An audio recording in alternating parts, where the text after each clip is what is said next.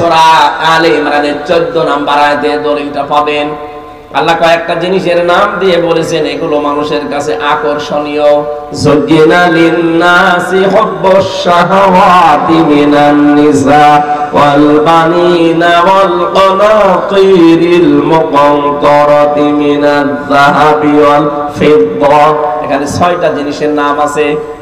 এই 6টা জিনিসের প্রতি আসক্তি, ভালোবাসা, মহব্বত আমি আল্লাহ তৈরি করে দিয়েছি। পৃথিবীতে এই 6টা জিনিস মানুষ চায় বেশি, এদের প্রতি আকর্ষণ বেশি। কিন্তু এই বিষয়গুলোকে যদি পরিমিতভাবে কন্ট্রোল করে মানুষ ব্যবহার করে যেতে পারে, লিল্লাযীনা তাকাউ ইনদা রাব্বিহিম জান্নাত, এই মানুষগুলোর জন্য আমি আল্লাহ 3টা পুরস্কারের ঘোষণা দিলাম।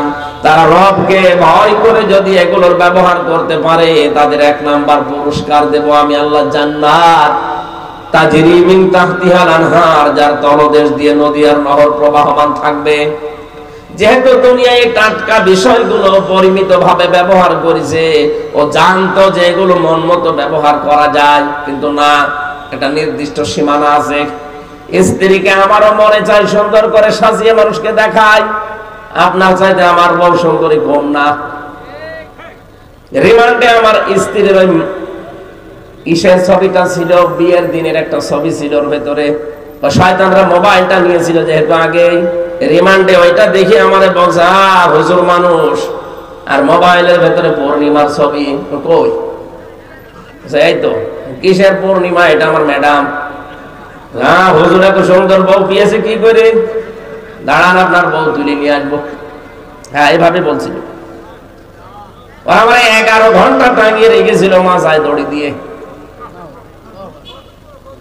সর্বশেষ আমাদের বলেছে যে যেগুলো লিখে দিলাম এগুলো ম্যাজিস্ট্রেটের কাছে যে বলবেন, হলে না এই মিথ্যা কথা আমি বলতে পারবো না। তখন ওই মোবাইল দেখিয়ে বলছে যে মাটির নিচে তো কিছু তো জানি না, 4 ওয়াক্ত নামাজ আমি পড়তেও পারি না, ইশারায় পড়েছি, কয়টা যে বাজে আমি তাও জানতাম না। বলছে এই যে পূর্ণিমার ছবি মোবাইলে, আমি বললাম এটা আমার বউ। বলছে দাঁড়ান আমি এই বউ এবার তুলে নিয়ে আনবো। তখন বললাম যে যা ভাল লাগে করে, কি করবো বলেন তো, অসহায় না কেউ আছে আমার আশেপাশে? সব ওই জালেমরা। আমার ভাইরা, এই জন্য এটা সাজিয়ে গুছিয়ে যদি দেখানোর বিষয় হতো আমিও দেখাতে পারতাম। আমারও মনে চায় যে আপনার বউকে যেভাবে আপনার মেয়েকে, আপনার পুত্রবধূকে মানুষকে দেখিয়ে শান্তি পান, আমারও তো মনে চায়। না, নিষেধ কার? আরো জোরে বলেন। এই দেশের ধনী মানুষ যারা, দেখি অধিকাংশ ধনী মানুষদের জামা দামি হয় 60, মোবাইল দামি হয়, ঘড়ি দামি হয়, গাড়ি দামি হয়, বাড়ি দামি হয়, শুধু বউ আর মেয়ে কম দামি হয়। এদের মেয়েদের, এদের বউদের, এদের পুত্রবধূদের কোন জায়গায় কি আছে, অনেকে চোখের এই ক্যামেরা দিয়ে সব একবারেই ফ্ল্যাশ মেরে নেয়।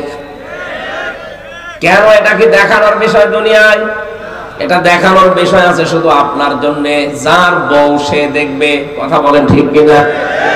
এটা আপনি ব্যবহারটা করলেন সুন্দরভাবে, সঠিকভাবে, উল্টা পাল্টা ব্যবহার করেননি, এই কারণে আল্লাহ আপনাকে 3টা পুরস্কার দেবেন।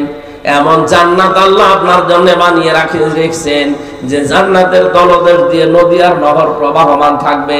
কয়দিন আপনি থাকতে পারবেন? খালিদিনা ফিহা, চিরকাল। কতদিন? ওয়াজওয়াজুম মুতাহহারা, আল্লাহ বলেন পবিত্র স্ত্রী তোদেরকে দেওয়া হবে। এই মুতাহহারা শব্দের ব্যাখ্যায় আমি পড়েছি, পৃথিবীতে যত সুন্দরী মহিলা হোক 100 ভাগ পবিত্র কোন মহিলা আছে? আসতে বলেন। উপরে ফিটফাট দেখতে কি হবে, ভেতরে সদরঘাট। তার হাতে, কানে, নাকে, মুখে, শরীরের বিভিন্ন জায়গায় ময়লা ভরা। আল্লাহ বলেন এমন আজ এমন স্ত্রী আমি বানিয়ে রেখেছি তোদের জন্য। ওই রকম স্ত্রী যদি পৃথিবীতে একবার মুখ বের করে থুতু নিক্ষেপ করে, তামাম দুনিয়ার পানি সব মিষ্টি হয়ে যাবে। কোনদিন ওই মেয়েটা, ওই হুর, ওই স্ত্রী তোর উপরে রাগ করবে না। এখানে যত বড় আলেম হোক, স্বামী স্ত্রীর ভেতরে কোনোদিন ঠোকাঠুকি হয়নি এমন মানুষ পাবেন? এই যে এটারে জিজ্ঞেস করেন। যত ভালো মানুষই মনে করেন না কেন, প্রত্যেকের ঠোকামুখি আছে। স্ত্রীর 100 ভাগ মন পাওয়া সম্ভব না। আল্লাহ বলেন এই নিয়ামতটা আমি নিজে বানাবো জান্নাতে, ওয়াজওয়াজুম মুতাহহারা। কোনদিন তোর বউ তোর স্ত্রী তোর উপরে কোনদিন রাগ করবে না, মনোমালিন্য হবে না। জোরে বলেন সুবহানাল্লাহ। এটা যে কত বড় জরুরি দামি জিনিস, কত দরকারি জিনিস, আমরা যারা বিবাহিত তারা টের পাই। আজ হাজারো পরিবারে স্ত্রীর মন খারাপ থাকার কারণে স্বামীর আয়ু কমে যাচ্ছে। কারণে অকারণে স্ত্রী কথা বন্ধ করে দেয়। কি কথা বলছে না কেন? আর মেয়ে লোক যদি কথা বন্ধ করে দেয় বাড়িতে, ওই পরিবারের মতো এরকম অশান্ত পরিবারে দুনিয়ায় আর নেই। একটা ঘটনা পড়েছিলাম, স্ত্রীর সাথে কথা বলে না স্বামী, কি শাড়ি কেনা নিয়ে। স্বামী বলছে ঠিক আছে আমারও কথা বন্ধ, তুমি যদি নিজের থেকে কথা না বলো ছাতা আমিও বলবো না। এই রাতের বেলা শীত চলছে, স্ত্রীর কাছেও থাকে না, বাইরে থাকে। খড়পোটায় আগুন লাগিয়ে লাগিয়ে খড়পোটার আগুনের তাপ নেয়। আল্লাহর ইশারা 3 দিনের মাথায় একদিন খড়পোটার আগুন বেয়ে বেয়ে ওর লঙ্গিতে লেগে গেছে, অত টের পায়নি। স্ত্রী জানালার ফাঁকা দিয়ে তাকিয়ে দেখছে আগুন লেগে গেছে জায়গায়। চিন্তা করছে এখন যদি কথা বলি তাহলে আমার প্রেস্টিজ নষ্ট হবে, কথা বলবো না, যাক ওর পুড়িয়ে যায় যাক। আবার মনে মনে ভাবে ওর যদি পুড়িয়ে যায় তাহলে আমার কি হবে, কি? কিন্তু কথা তো বলা যাবে না, কথা বললে আমার প্রেস্টিজ যাবে। কি করা যায়?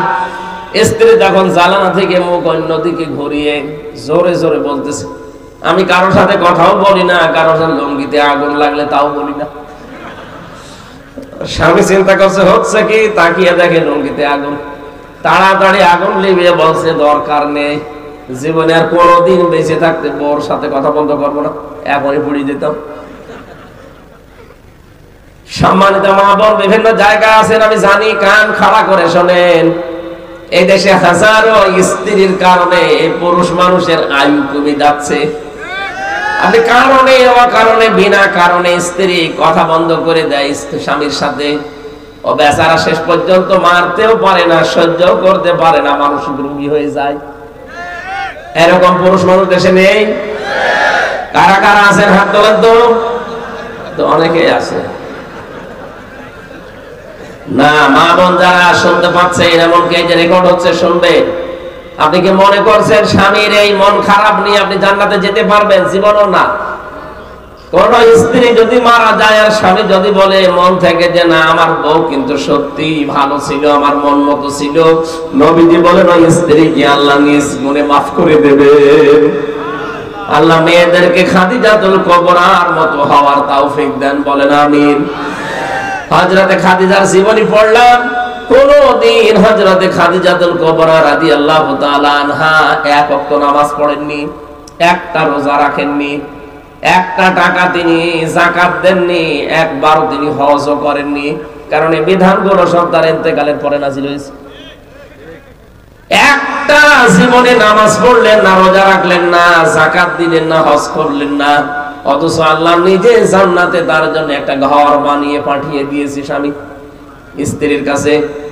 নবীজি বসে আছে, জিবরাইল এসে বলে হে নবী, আল্লাহ আমাকে একটা সুসংবাদ পাঠিয়েছেন যে খাদিজা আপনার স্ত্রী, তার জন্য আল্লাহ নিজে জান্নাতে একটা নয়েজ মুক্ত, আওয়াজ মুক্ত ঘর বানিয়েছে। ওই ঘরে খাদিজা ছাড়া কেউ প্রবেশ করতে পারবে না। আপনি খাদিজা আসলে বলবেন যে আল্লাহ তাকে সালাম দিয়েছে এবং আমি জিবরাইলও তাকে সালাম দিয়েছি। পৃথিবীতে একটা মহিলাকে আল্লাহ নিজে সালাম পাঠিয়েছেন। আর একজন মহিলা, সে ঘর চেয়েছিল আল্লাহর কাছে, এই জন্য আল্লাহ তার জন্য ঘর বানিয়েছিলেন, তার নাম আসিয়া। তার জন্য আল্লাহ ঘর বানাননি, তিনি ঘর চেয়েছিলেন। ইযে ক্বালাত রাব্বি বিনি ইনদাকা বাইতান ফিল জান্নাতি ইলা আখিরি আয়াত। হযরতে আসিয়া বলেছিল, মাবুদ তুমি আমার জন্য একটা ঘর বানিও জান্নাতে, যেখানে বসে বসে তোমারে দেখা যায়। তার জন্য আল্লাহ ঘর বানাননি, তিনি বানাতে বলেছিলেন। তাই কিন্তু খাদিজার জন্য আল্লাহ নিজে ঘর বানিয়ে পাঠিয়ে দিয়েছেন আর বলেছে এই ঘরটা নয়েজ মুক্ত, আওয়াজ মুক্ত। কেন?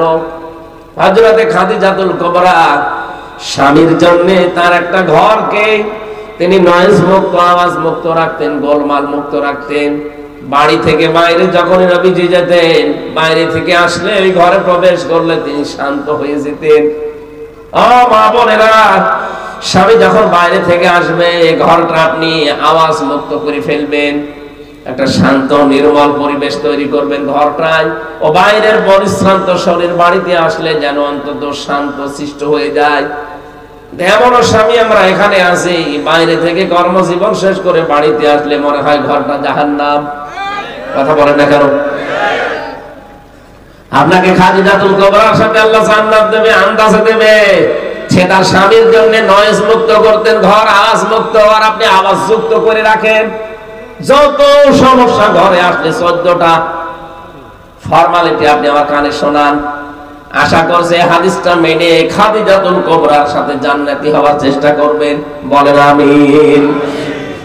যে কথাটা বলতে পর্যন্ত এসেছিলাম, হযরতে খাদিজাতুল কুবরা রাদিয়াল্লাহু তাআলা আনহা প্রতিদিন রাতের বেলা তিনি স্বামীর জন্য দরজার সাথে হেলান দিয়ে তিনি ঘুমিয়ে থাকতেন। নবীজি যে আসতেন একবার ডাক দিতেন খাদিজা, সঙ্গে সঙ্গে খুলে যেত। বিশ্বনবী প্রতিদিনই জিজ্ঞাসা করতেন ঘুমাও না রাতের বেলা? খাদিজাতুল কুবরা বলে, হে রাসূল, আপনি বাইরে থাকেন দিনের কাজে, দিন প্রচারে, আমি টেনশনে থাকি, কখন না জানি কোন বিপদ আপনার উপরে চলে আসে। বাড়িতে আসার পরে যদি বারবার ডাকতে থাকেন, উঠতে আমার দেরি হয়ে যেতে পারে। এজন্য যতক্ষণ আপনি বাড়ি না আসেন ততক্ষণ ঘুম লাগলেও আমি দরজার সাথে হেলান দিয়ে ঘুমাই। আল্লাহ এই কাজটা এত বেশি পছন্দ করেছেন স্বামীর পেছনে শ্রম দেওয়ার জন্য, যে জান্নাতে আল্লাহ ঘর বানিয়ে তার সুসংবাদ দুনিয়ায় পাঠিয়ে দিয়েছে। বলেন সুবহানাল্লাহ। এজন্য স্ত্রীর কাজ হচ্ছে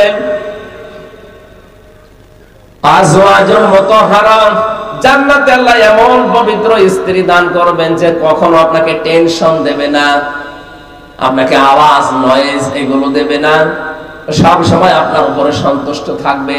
এরকম বউ পাওয়া যায় কত বড় নিয়ামত। ওয়ারিদওয়ানুম মিনাল্লাহ, সবচাইতে বড় বিষয় আমার আল্লাহ নিজে তার সন্তুষ্টি প্রকাশ করবেন। বলেন সুবহানাল্লাহ। আমি শফিক সাহেবের বাড়িতে গেলাম মেহমান হিসাবে, উনি আমারে নিলেন। বাড়িতে যে সালাম দেওয়ার পরে বসিয়েছে, উনি যদি আমার উপরে রাজি খুশি না থাকে, ঠিক আছে এসেছে আর করবো কি, খাবারের থালা প্লেট নিয়ে বলছে খা নে, আমার খুব ভালো লাগবে? আরে মেহমান হিসাবে আল্লাহ তোমাকে নিয়েছে, খাবারও দেবে, যদি ওই রকম নিয়ে খা এরকম না বলে মাছের কলিজা দিয়ে নিজের কুদরতি হাতে তুলে তুলে আপনাকে খাওয়ায়, আর বলে মেহমানেরা আজকে থেকে আমি তোমাদের উপরে সব বেশি খুশি হয়ে গেলাম, তখন মেহমান খেয়ে থাক না খেয়ে থাক এমনিতেই পেট ভরে যাবে। আল্লাহ বলেন জান্নাতের তো নিয়ামত এমন ভাবে রেখেছি যে জান্নাতের নিয়ামতে কোনোদিন ওর কোনো আফসোস থাকবে না। ওয়ালাকুম ফিহা মা তাশতাহি আনফুসুকুম ওয়ালাকুম ফিহা মা তাদউন নুজুলাম মিন গফুরির রহিম। আমি জান্নাতটা এমন ভাবে বানিয়েছি যে চাওয়ার আগে জিনিস পাওয়া যাবে। মনের ভেতরে কামনা বাসনা যা আসবে চাইতে দেরি, চাওয়াও লাগবে না, কামনা আসলে ওটা জান্নাতে পাওয়া যাবে। এটা আমরা 100% বিশ্বাস করি তো করি। তাহলে দুনিয়ার এই বিষয়গুলো পরিমিত করা লাগবে, ব্যবহার করবেন ঠিক, কিন্তু পরিমিত করা লাগবে। একেবারে ছেড়ে দিলে আপনি তো চলতে পারবেন না। রব্বুল আলামিন বলেন বহু মানুষ এমন আছে তারা দুনিয়াকে বলে আমারে দিয়ে দাও, কিন্তু আমি আখিরাতে তাদের জন্য একটা অংশ বাকি রাখি না, কারণ তারা আখিরাত চায় না। কিন্তু আমার মুমিন বান্দা বান্দী যারা, এই মানুষগুলো দুনিয়া চায়, আখিরাতও চায়, আর জাহান্নাম থেকে বাঁচতে চায়। এখন দুনিয়ায় আমরা যারা হাসানা চাই, কল্যাণ চাই, এখানে যারা হাজী সাহেব আছে প্রত্যেকটা হাজী দেখবেন রুকনে ইয়ামিনী থেকে হজরে আসওয়াদ, এই জায়গাটা পার হওয়ার সময় আল্লাহর কাছে বলে রব্বানা আতিনা ফিদ দুনিয়া হাসানা, হে আল্লাহ দুনিয়ায় হাসানা দাও। দুনিয়ায় আমরা যারা এতদিন এই দোয়া করেছি, আমি নিজেও তো প্রতিদিন এই দোয়া করতে আছি যে দুনিয়ায় হাসানা দাও, এখানে আমরা করি না। এক কথা বলেন না কেন? যারা এই দোয়া করেন যে আল্লাহ দুনিয়ায় হাসানা দাও, দুনিয়ার হাসানা কি? তাফসীর থেকে আমি শোনাচ্ছি। এবার দুনিয়ার হাসানা আমি পেয়েছি 16টা। কেউ যদি দুনিয়ার হাসানা পেতে চায় তাহলে কয়টা জিনিস পাওয়া লাগবে? আরো জোরে বলেন। আপনি দেখেন তো পেয়েছেন কিনা। এতদিন ধরে দোয়া করছেন যে দুনিয়ায় হাসানা দাও, তো দুনিয়ার হাসানা কি? দুনিয়ার হাসানায় 16 নম্বর 16টা জিনিস পাবেন। 10টা জিনিস দুনিয়ার হাসানা, আর আখিরাতের হাসানা 5টা। ওয়াকিনা আযাবান্নার, জাহান্নাম থেকে বাঁচার উপায় একটা। 10, 5 আর 1 সব মিলে কত? এই দোয়াটা সে জন্মের পর থেকে করছি আমরা এতদিন, আজও করছি, কিন্তু হাসরে পেয়েছি কিনা দোয়ার যে কথাগুলো বলা হয়। এবার মিলাবেন আপনার দোয়া কত দূর কবুল হয়েছে। 1 নম্বরে দুনিয়ার হাসানা হচ্ছে কোরআনে কারীম পাওয়া। এখন প্রশ্ন আসতে পারে কোরআন তো পেয়েছি না, কেউ যদি কোরআন পায় তাহলে তার 4টা জিনিস পাওয়া লাগবে। আপনারা কি চলে যাবেন নাকি? আছেন তো? এটা আছে সূরা বাকারার 221 নম্বর আয়াতে, আল্লাযীনা আতাইনাহুমুল কিতাবা ইয়াতলুনাহু হাক্কা তিলাওয়াতি উলাইকা ইউমিনুনা বিহি ওয়া মান ইয়াকফুর বিহি ফাউলাইকা হুমুল খাসিরুন। বলেন আল্লাহু আকবার। আল্লাহ বলেন আমি যাদেরকে কিতাব দিয়েছি, যারা আমার কিতাব পেয়েছে, এই মানুষগুলো তার হক আদায় করে তেলাওয়াত করে। হক আদায়ের বিষয়ে আমি 4টা বিষয় দেখেছি তাফসীরে। 1 নম্বরে শুদ্ধ করে পড়া, 2 নম্বর ওটা বোঝা, 3 নম্বরে নিজের প্র্যাকটিক্যাল জীবনে ওটা আমল করা, কাজ করা অনুযায়ী, 4 নম্বর ওটা যেন মানুষ মানতে পারে সেই ব্যবস্থা করে দেওয়া। এখানে আমরা যারা আছি হয়তো কোরআন শুদ্ধ করে পড়তে পারি, 1 নাম্বার পেলাম। 2 নম্বরে হয়তো আমরা বুঝি কম বেশি, 3 নম্বরে আমার প্র্যাকটিক্যাল লাইফে কম বেশি আমরা মানতে পারি। 4 নম্বর এটা আমি মানুষকে মানাতে চাই, এইটাই আমরা অনেকে নেই। কথা বলছেন না কেন? এটা আমি মানুষকে মানাতে চাই, এরকম পরিবেশ তৈরি করা লাগবে না? একামতে দিনের দায়িত্ব যারা পালন করে তারা তো এটা চায় যে আমি শুধু নিজে মানবো না, আমি মানুষকে মানাতে চাই। আমি যেমন নিজে দুর্নীতি করি না, আমি করতেও দেব না। কথা বলেন। আমির জামাত ডক্টর শফিকুর রহমান হাফিজাহুল্লাহ উনি এই ঘোষণা দিয়েছেন যে আগামীতে যদি ইসলাম এদেশে আসে সাদাবাজি চলবে না, সাদাবাজি নিজেরা করি না, কাউকে করতেও দেব না। আমরা তো কোরআনের হক আদায় করতে চাই, কারণ রব্বানা আতিনা ফিদ দুনিয়া হাসানা, দুনিয়ায় হাসানা দাও বলি আমি শেষ করে দিতে চাই না। আমি দুনিয়ার হাসানা চাই। দুনিয়ার হাসানা যদি পেতে চাই তাহলে নিজে মানলে হবে না, এটা যেন মানুষ মানতে পারে সেই ব্যবস্থা করে দেওয়া লাগবে। আর এই কাজ করতে চাই, এই জন্য অনেক জালেম অনেক মুনাফিক আমাদেরকে ধর্ম ব্যবসায়ী বলছে। এরা ধর্ম ব্যবসায়ী হয়ে গেছে। কোরআনের রাজনীতি নাকি তারা খুঁজে পায় না, অথচ আপনি যারা আলেম আছে জিজ্ঞাসা করেন 918 জায়গায় রাজনীতি কোরআন দিয়ে করা লাগবে আমি নিজে পেয়েছি। যারা আরো বড় বড় আলেম আছে তারা আরো বেশি পাবে হয়তো। আমি নিজে 903 জায়গায় পেয়েছিলাম, পরবর্তীতে আরো খোঁজ করে দেখি 918 জায়গায় আছে। যেই লোকটাই ফতোয়া দিল যে কোরআনের রাজনীতি নেই, ওই লোকটারে আমি মনে হয় সূরা ফাতিহা শুদ্ধ করে পড়তে পারবে না। দুনিয়ার হাসানা পেতে হলে অবশ্যই আপনাকে 4টা জিনিস মাস্ট বি পাওয়া লাগবে।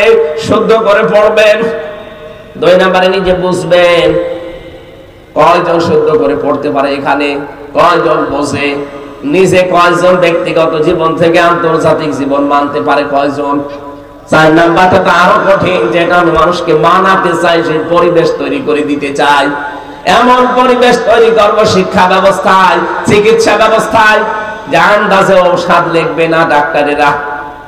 অনেকে বিভিন্ন জায়গা হাল হাদিয়া তৌফা পেয়ে এমন এমন ঔষধ লেখে, ঔষধে কাজ তো হয় না, রোগ আরো বাড়ে।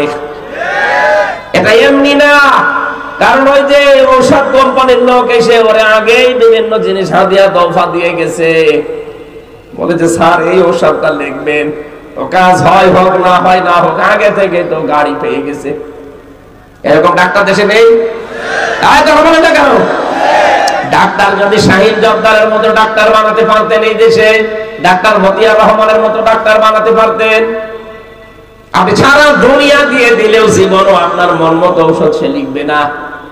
রাজশাহীর ডাক্তার ফাতেমা সিদ্দিকার মতো ডাক্তার বানান, সারা বাংলাদেশ লিখে দেবেন, তারপরও আপনি উল্টা পাল্টা ঔষধ লিখবে না। অথচ কত ডাক্তারের দেখি সব বেতন দরজা দিয়ে দেওয়া থাকে, আগে থেকে সব পেয়ে যায়, এই জন্য এমন ঔষধ লেখে রোগী বাঁচানো তাকে যেন মরে যায়। এজন্য সব বিভাগগুলো মুক্ত করা লাগবে, যেন মানুষ এখানে আল্লাহর বিধান মানতে পারে সেই ব্যবস্থা আমি করতে চাই। আর আমার যতটুকু বিশ্বাস, একামতের দিনের দায়িত্ব যারা দেশে পালন করে তারা এইটাই চায় যে আমি নিজে মানবো তো না, আমি মানুষকে মানাবো। কথা বলেন ঠিক কিনা? এটা যদি আপনার কাছে রাজনীতি মনে হয়, হ্যাঁ এটা আমার রাজনীতি, আমি কোরআন নিজে পড়বো সত্য করে, আমি বসবো, আমি নিজে মানবো, আমি মানুষকে মানাবো। বলেন এটা মানুষকে মানাতে গিয়ে যদি ঝামেলা হয়, হ্যাঁ আমার ঝামেলা হবে। যদি এর জন্য দল করা লাগে আমি দল করব, এর জন্য যদি মিছিল করা লাগে মিছিল করব, যদি ভোট দেওয়া লাগে ভোট দেবো। কারণ আমি চাই কোরআন মানুষ যেন মেনে নিতে পারে, সেই পরিবেশ দরকার না? হাজারো জায়গায় কোর্টে যাবেন, কুমিল্লার কোর্টে, কোর্টের ইট পর্যন্ত টাকা চায়। বেশি বললাম? কোর্টের ইট না, কোর্টের ম্যাজিস্ট্রেট পর্যন্ত টাকা চাইতে পারবে না, এরকম কোর্টও পৃথিবীতে নবীজি বানিয়েছিলেন। সেই রকম কোর্ট তো আমরাও বানাতে চাই। রব্বুল আলামিন বলেন যারা দুনিয়ার হাসানা চাও, এইটা এখানে বসেন। 2 নম্বরে কোরআনের হেদায়েত আপনাকে পাওয়া লাগবে। 3 নম্বরে পরিশ্রম করতে পারা, এটা দুনিয়ার হাসানা। আজ আমরা বসে খেতে চাই না, শ্রম দেওয়া লাগবে। লাকাদ খালাকনাল ইনসানা ফি কাবাদ, অবশ্যই আমি আল্লাহ মানুষকে বানিয়েছি কঠোর পরিশ্রমের পর পরিশ্রম দিয়ে। আপনার বাবার স্ফলিঙ্গ দিয়ে যখন এই দ্রুত গতিতে বীর্যটা বের হয়ে যায়, বিজ্ঞান এখন কম্পিউটারে দেখতে পাচ্ছে 1 ফোঁটা নাপাক পানির ভেতরে 40,000 আমির হামজা তৈরি হওয়ার ক্ষমতা আছে 1 ফোঁটা নাপাক পানির ভেতরে। ফালিয়ানজুরিল ইনসানু মিম্মা খুলিকা মিম্মা দাফিক ইয়াখরুজু মিন বাইনিস সুলবি ওয়াত তারাইব। এই 1 ফোঁটা নাপাক পানি যখন বাবার স্ফলিঙ্গ দিয়ে মায়ের রেহেমের ভেতরে পড়তে থাকে, এই জরায়ু থেকে এই দেওয়াল ধাক্কা দিতে দিতে যায়, একেবারে যেই ফিকরারি মাকিং যেটা আছে ওখানে যাওয়ার আগে অনেকে হয়তো পড়ে যায় দেওয়ালের সাথে ধাক্কা লেগে। আল্লাহ বলেন আমি তোকে এই যে কঠোর পরিশ্রম দিয়ে এখান থেকে নিয়ে একেবারে জায়গা মতো পৌঁছিয়ে দিলাম। কতগুলো তো পড়ে গেছে, আসতে পারে না পর্যন্ত। এই পৃথিবীতে একজন মহিলার কেবল 13টা সংখ্যান ওই জায়গায় পৌঁছিয়েছিল। ক্যালিফোর্নিয়ার এক মহিলার 13টা বাচ্চা হয়েছে, কারো 2টা 3টা 5টা 7টা পর্যন্ত হয়। তার মানে আমি ওখান থেকে পরিশ্রম আরম্ভ করেছি, আমাকে কেউ টলাতে পারেনি। আমি কিন্তু 39,999 জনকে পেছনে ফেলে আমার মায়ের ওই কারারিম মাকিন সুরক্ষিত স্থানে আমি একা পৌঁছিয়েছিলাম। আমি হামজা, আমি শফিক। কথা বলেন না কেন? ওখান থেকে শেষ করে দেয়নি। 40 দিন আমাকে পাল্টিয়েছে, আমাকে পাল্টাতেছে, বহু রকমের চেষ্টা সাধনা আমার উপর দিয়ে গিয়েছে। আমার খাবারের উদ্রেক দেখা দিয়েছে। আল্লাহ পাক বলেন খাবারের সময় আমি নাপাক খাবারটা তার মুখ দিয়ে দিতে পারতাম, ওই রক্তটা দেইনি। নাভির ভেতর দিয়ে আমি আল্লাহ পাস করে দিয়ে তোকে বাঁচিয়ে রেখেছি। আমি জানাতে চাই দুনিয়ায় যে এই মুখ দিয়ে যেন কোনো নাপাক জিনিস দিবি না। মানুষের জিনিস চুরি করে খাওয়া এটা নাপাক না? না বলে খাওয়া, না বলে নেওয়া, এর নাম চুরি। এটা দেশে নেই? এটা যে দেশে আছে, যে দুপুরবেলা যে মোবাইল চুরি করলো, এইটাই তার প্রমাণ। না বলে নেওয়া, না বলে খাওয়া, এর নাম কি? এটা করা যাবে না। এটা যেমন শুকুরের গোশত, যেমন না বলে খাওয়া, না বলে নেওয়া জিনিস ওই রকমই। শুকুরের গোশত হারাম, পায়খানা হারাম, এইটাও হারাম। এই নাপাক জিনিস যেন আপনার এই মুখে প্রবেশ না করে। তার মানে দুনিয়ার কল্যাণ হচ্ছে পরিশ্রম করতে পারা। যদি শ্রম দিতে পারেন, পরিশ্রম করতে পারেন, বুঝবেন আপনি দুনিয়ার হাসানা পেয়েছেন।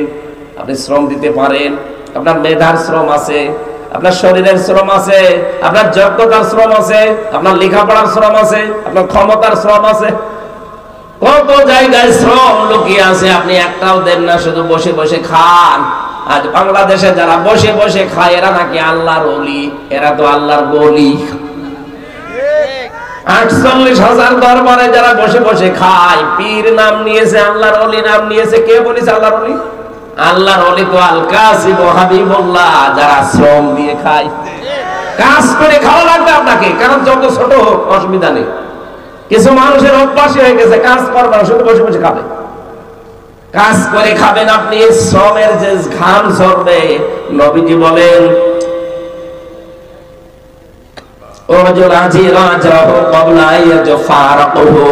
শ্রমিকের ঘাম শুকিয়ে যাওয়ার আগে তার টাকাটা হাতে ধরিয়ে দাও। এত মর্যাদা, এত মূল্য শ্রমিকের। এই জন্য আমরা শ্রম যদি দিতে পারি, আপনি বুঝবেন আপনি আল্লাহর হাসানা দুনিয়ায় পেয়েছেন। 4 নম্বরে দুনিয়ার নিরাপত্তা পাওয়া। পেয়েছি আমরা নিরাপত্তা। অমান দাখলাহু কানা আমিনা। রব্বুল আলামিন বলেন যারা কাবার চত্বরে প্রবেশ করে তাদেরকে নিরাপত্তা দেন কে? এখানে শিক্ষা আছে। এইদিকে তাকান, কাবার এই চত্বরটায় বিধান চলে আমার আল্লাহর। এখানে কোনো শিরিক নাই। কথা বলে না কেন? শিরিক নেই এখানে। এই জন্য আমার আল্লাহ জায়গাটা নিরাপত্তা দিয়েছেন। আমার বাংলাদেশ কি কাবা শরীফ? বলেন বলেন। এইটাকে যদি আমরা এখন নিরাপত্তা দিতে চাই, মাস্ট বি এই জায়গাটাও শিরিক মুক্ত করা লাগবে। সুতরাং 56,000 বর্গ মাইল যদি আমরা শিরিক মুক্ত করতে পারি, এই দেশটা আমার আল্লাহ নিরাপত্তা দিয়ে দেবেন। সূরা আনাম 7 নাম্বার পারা 17 নাম্বার পৃষ্ঠার প্রথম নাম্বার লাইনের 82 নাম্বার আয়াতের প্রথম অংশটা পাবেন। আল্লাযীনা আমানু ওয়া লাম ইয়ালবিসু ঈমানাহুম বিযুলমিন উলাইকা লাহুমুল আমনু ওয়া হুম মুহতাদুন। রব্বুল আলামিন বলেন যারা ঈমান আনে, ঈমানের সাথে এখানে জুলুম মানে শিরিক, তাফসীরে আছে জুলমিন আই শিরকিন, যারা নিজেদের ঈমানের সাথে শিরিক মিশ্রণ করবে না। শিরিক এখন কাকে বলে এটা আপনাকে আগে জানা লাগবে।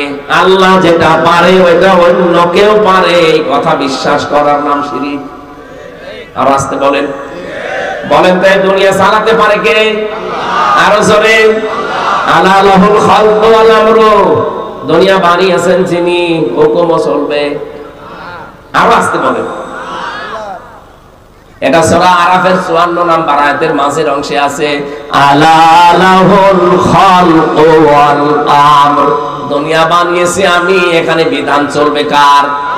সুতরাং আল্লাহর এই জমিনে আল্লাহর আইন বাদ দিয়ে যারা অন্য আইন এখানে দাঁড় করাতে চান, তারা শিরিক করছেন। আর শিরিক করলে সেই লোকটা মুশরিক। কথা বলছে না কেন? এর চাইতে আর ভেঙে ভেঙে কি বলা যায়? এর বড় অনেকে বলো হুজুর আমি বুঝি না। এদিকে আসেন, কানের নিচে 2টা থাপ্পড় দিয়ে বোঝাচ্ছি আপনারে। আল্লাহর আইন বাদ দিয়ে অন্য আইন যারা দুনিয়ায় কায়েম করতে চাচ্ছেন, তারা শিরিক করছেন। কারণ আল্লাহ যেটা পারে ওটা অন্য কেউ বলেন বলেন। আমি আর নিচে নামলাম না, এরপরও যদি কেউ না বোঝার ভান করে থাকেন, আপনার কপালের হেদায়েত নেই। সুতরাং দুনিয়ার নিরাপত্তা পাওয়ার একটাই পদ্ধতি আছে, শিরিক মুক্ত তৈরি করা লাগবে পৃথিবী। কাবা শরীফ যেমন শিরিক মুক্ত, এই জন্য আল্লাহ শান্তি স্বস্তি নিরাপত্তা দিয়ে দিয়েছেন। কাবার বাইরে যাবেন, সেখানে চিন্তায় আছে, মারামারি আছে, গালাগালি আছে, কিন্তু কাবার ভেতরে কোনো মারামারি নাই। পুরাটা নিরাপত্তায় আল্লাহ ঢেকে দিয়েছেন। দুনিয়ার হাসানা চায়, হাসানা চায়, হাসানা চায়, আন্দাজ হাসানা দেবে। দুনিয়াকে শিরিক মুক্ত করো। আর শিরিক আরো কি করে হয় সেই কাজ করেন। কত মানুষ এই দেশে আমরা বলতে শুনি ক্ষমতার উৎস জনগণ, এটা শিরিক। ক্ষমতার উৎস কে? আরো জোরে বলেন কে? আমার এর চাইতে আর ভেঙে বোঝানোর কায়দা নেই। আপনি এখন না বুঝলে বাড়ি চলে যান। 5 নম্বরে শান্তি সুখ পাওয়া, শান্তি আমি পেয়েছি 3টা, সুখ পেয়েছি 4টা, সব মিলে 7টা। শান্তির আরবি হচ্ছে রাহাতুন, শান্তির আরবি হচ্ছে ইসলাম, সিলমন, সালমন। আর সুখের আরবি হচ্ছে রাহাতুন। সুখ 3 প্রকার হয়, শান্তি 4 প্রকার হয়। এত কথা আল্লাহ কোরআনের এই আয়াতের ভেতরে লুকিয়ে রেখেছে। আমরা মনে করি রব্বানা আতিনা ফিদ দুনিয়া হাসানা, একটা দোয়া, আর দোয়া, কিন্তু সব এর ভেতরে আমার আল্লাহ দিয়েছেন। আমি তো এই দোয়াটা নিয়ে বিশ্লেষণ করে দেখেছি, দুনিয়া আখিরাতে যা আছে সব এই দোয়ার ভেতরে আছে। এই দোয়াটা যদি কেউ সত্যিই পেয়ে যায়, সে দুনিয়া আখিরাত সব পেয়ে গেছে। বলেন সুবহানাল্লাহ। 6 নম্বরে পেয়েছি সুস্থতা, এটা দুনিয়ার হাসানা। এরপরে ভালো যানবাহন পাওয়া, এটা দুনিয়ার হাসানা। এরপরে হালাল কর্মজীবন, এটা যদি আপনি পেয়ে যান, এটা দুনিয়ার হাসানা। উত্তম বাসস্থান যদি পেয়ে যান, এটা দুনিয়ার হাসানা। কোরআনের সমাজ দুনিয়ায় পেয়ে যাওয়া দুনিয়ার হাসানা। এরপরে সন্তান যেন ভালো হয়, এটা দুনিয়ার হাসানা। এরপরে স্ত্রী যেন ভালো হয়, দুনিয়ার হাসানা। ধৈর্য যেন সব কাজে ধরা যায়, এটা দুনিয়ার হাসানা। এই 10টা বিষয় আমি তাফসীর থেকে পেয়েছি হাক্কারিতে, যে দুনিয়ার হাসানা যদি কেউ পেতে চায়, এই 10টা বিষয় তাকে পাওয়া লাগবে। এখন আপনি বলেন এই 10টা আপনি পেয়েছেন কিনা? রব্বুল আলামিন বলেন ফিল আখিরাতি হাসানা, আখিরাতের হাসানা 5টা। মরণ যেন ভালো হয়। ভালো মরণ ওইটা যেটা গলায় দড়ি দিয়ে হয়, বিষ খেয়ে হয়। কোনটা? শহীদের মরণ, শাহাদাতের মরণ যেটা, এটা দুনিয়ার হাসানা, আখিরাতের হাসানা। কবর যেন ভালো হয়, ভালো কবর ওইটা যেন পাকা করা হয়, যেটা মোজাইক পাথর দেওয়া হয়। হযরতে উসমানের মতো মানুষ পড়ে আছে, মাথার কাছে একটা পাথর দেওয়া মাত্র। আর বাংলাদেশে গরু ছাগল মরে যায়, কবর 2 তলা হয়। কে বলেছে আপনাকে কবর পাকা করা লাগবে? বঙ্গবন্ধুর কবর পাকা করতে এর আশপাশে কত টাকা খরচ হয়েছে। জিয়াউর রহমানের কবর পাকা করতে কেন করা লাগবে? মাওলানা মতিউর রহমান নিজামী পড়ি নেই, মাওলানা দেলাওয়ার হোসেন সাইদি পড়ি নেই। কেন আপনার কবর এত সুন্দর করে পাকা করে মোজাইক পাথর দিয়ে এত বিউটিফাই করা লাগবে? দুনিয়ায় যদি কবর ভালো কবর ওইটা হতো যেটা পাকা কবর, তাহলে রাসূলুল্লাহর কবর কি করতো আপনি টের পাচ্ছেন?